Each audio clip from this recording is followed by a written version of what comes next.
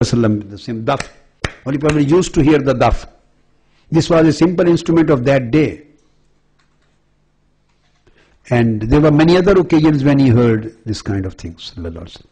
Some people say that if you loved the Prophet, you are asking from me, I think, so much you would keep your beard the same length as the Holy Prophet did. How do we answer to this question? So there is my full lecture, speech on Dari ki Shari Haisiyat. Basic thing is to keep beard. Sunnah is of two kinds.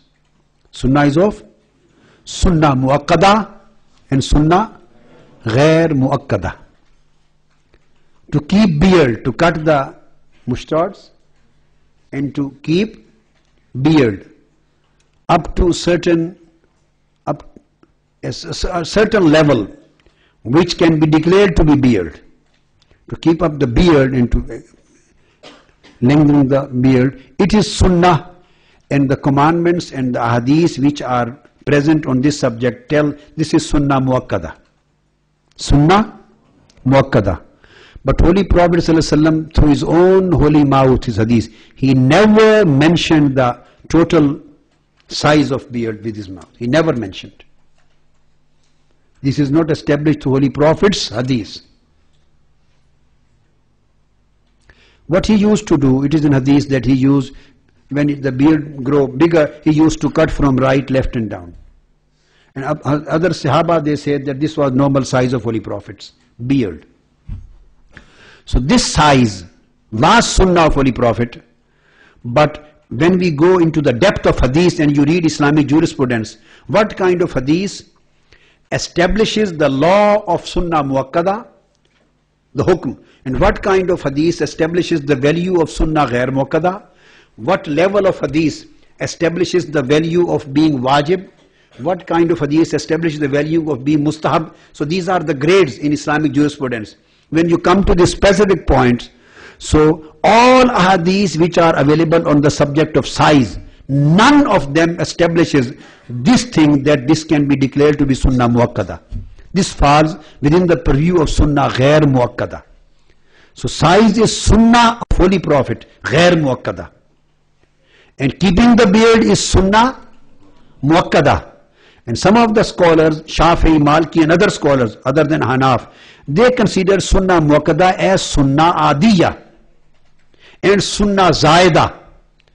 And Sunnah Muakkada, they consider it as Sunnatul Huda.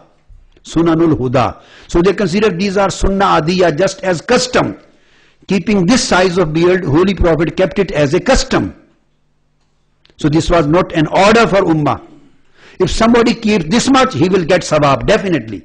Because this was the practice of Holy Prophet. But they say this practice is not muakkad practice like the commandment of Sharia. This is Adiyya or Sunnah Zaida or Sunnah Ghair Muakkada.